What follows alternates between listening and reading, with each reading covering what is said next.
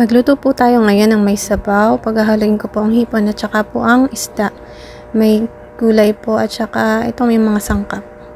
So magpakulo lang po tayo. Ang ginamit ko po dito ay yung hugas bigas.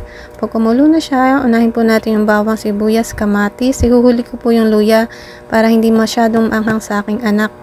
Pag kumukulo na po siya, saka ko lang po ilalagay yung luya and then yung isda po.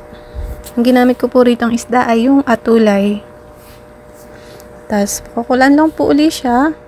Pag kumulo na siya, pwede na po ilagay yung hipon. Yan. Mas malasa po ang sabaw para sa akin pag may kasama pong hipon. Tapos, pakulaan lang po siya. Tapos, pwede na pong magtunaw ng pang-asim. Isama na po dun sa ating pinakukuluan. Lagyan ng sili. Yan. Malasang-malasa na po siya ngayon. Patuloy lang pong pakuluan yung sabaw. Then, ilagay lang po yung gulay. Talbos ng kamote po ang ginamit ko dito.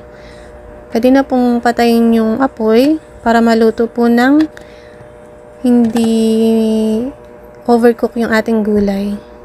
Ayan, malasa na po ang ating sabaw. Enjoy po!